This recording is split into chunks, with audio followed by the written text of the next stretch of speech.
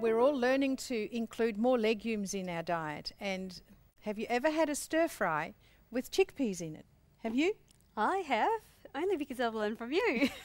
So it's been a favourite. We've created a stir fry recipe that has chickpeas in it. And if you say, well, that sounds a bit different, wait till you try it because it is really nice. You can put any other vegetable protein food in there that you would like to, and the Sanitarium Health Food Company produce quite a few vegetable protein foods. Some are frozen. I've used the Sanitarium burgers in this recipe. I've grilled them, and then at the very end of cooking I've just cut them into strips and I've just folded it through the mixture, and that is very nice too. That's right. But today I'm going to share my recipe with chickpeas. We start off with just a little bit of oil, as we usually do. Just a teaspoon or so of olive oil. And we're going to put the onion in first. We are also going to use some crushed garlic and some grated fresh ginger.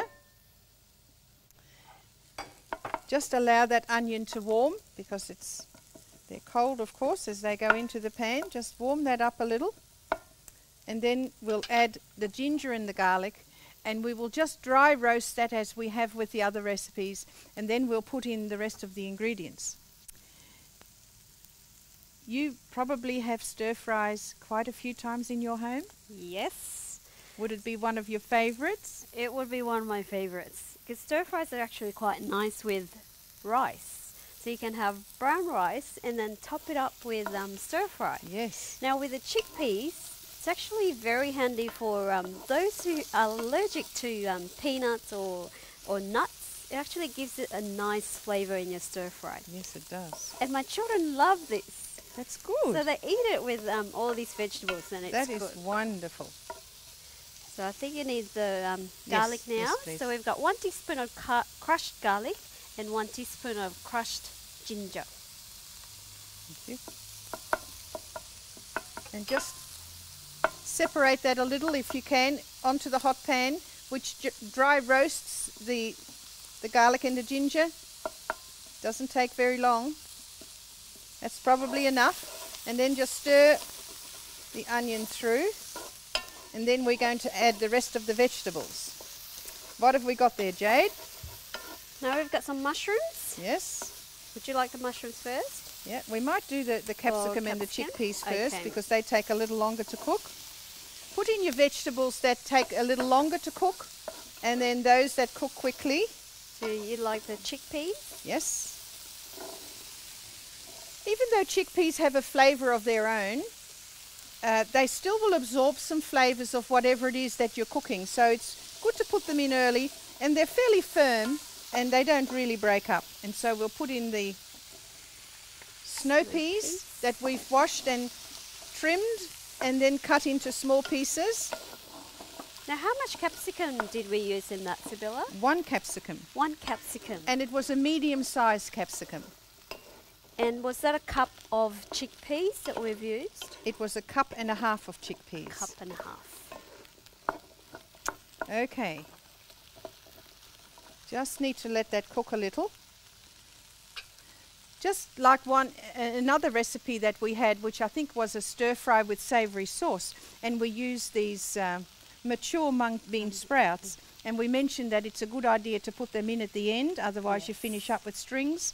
That's the same for this recipe as well. Now today when you go into the supermarket, there are many different types of sauces that are suitable for pasta and also for stir fries. And you can buy any of those sauces. But we have actually made one of our own, very simple. Just 3/4 of a cup of water, 1 tablespoon of corn flour, and 2 tablespoons of soy sauce. And you just mix that together. We're not going to add that right now, but that adds a lovely thin sauce to this recipe. Now traditionally, when you make a stir fry, quite a bit of oil is used, around 1/4 cup traditionally for a family size recipe. Now we've only used a teaspoon of oil. And you know, when a lot of oil is used, that oil clings to the vegetables and it makes them look all glossy, which is nice. That sauce will have that same glossy appearance, except it's not fat. Okay, that's even better. Absolutely. Okay, now it's time to put the mushrooms in. And we've also got 2 bunches of bok choy. The bok choy is, as you would know, a Chinese green, very nutritious, a little higher in iron and calcium than our regular greens that we are used to. And so it's good to use that. We can put that in as well. Now that will, it looks like a lot of greens going in, but that will reduce because the water content is very high in these type of vegetables.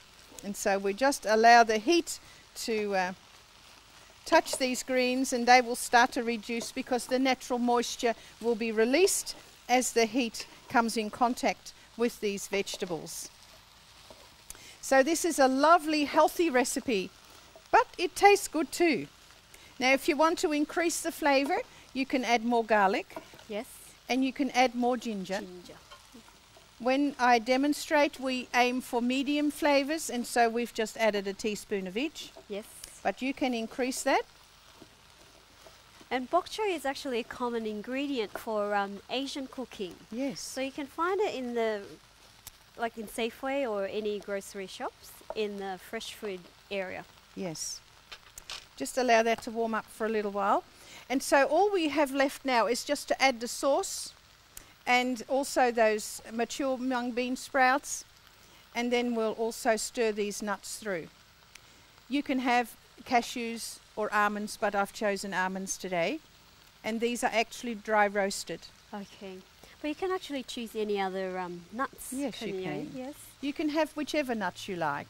By dry roasting your nuts, it stops them from softening so quickly when you add them to food that has moisture, because nuts will absorb moisture. Okay. And so by having them roasted, you improve the flavour. So it actually stays crunchy. Yes, it does. For a little while, not forever.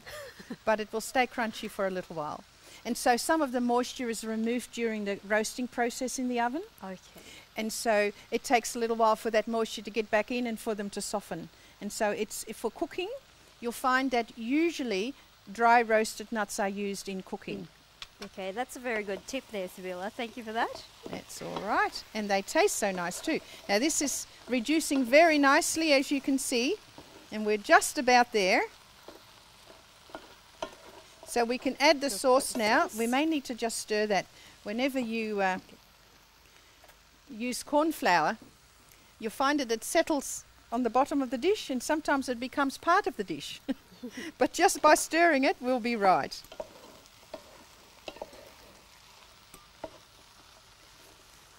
Doesn't that look good? We're ready? Yes. Just pour it in. There's that corn flour. Never mind. Okay. And you'll find that very quickly that sauce will cling to these vegetables. And we may as well put these in as well now. So bean sprouts? Bean sprouts. Or bean shoots, as they're called in some of the supermarkets. But you'll see they're the mature sprouts, long sprouts without the beans. Now that's just about done. Again, if any of your family members need to have their vegetables soft, and often older people and very young children will need to have them a little softer. They may not be able to chew so well because they haven't got all their teeth. And as we get older, well, sometimes the teeth don't work so well either. And so by using the lid of the fry pan, you can control the degree of tenderness. Okay. Yeah, so we'll add these and we'll turn this off because it's actually cooked. So that's almost ready now. And ready to use. Very quick. And stir fries, that's what's good about stir fries, that it's quick and also that you can use a whole variety of vegetables. That's right. The key to good nutrition is actually variety, yes, balance, yes, and moderation. Excellent. So when we finish cooking this, you put it on a plate with a bed of rice and then top it up with stir fry. That's right. Beautiful meal.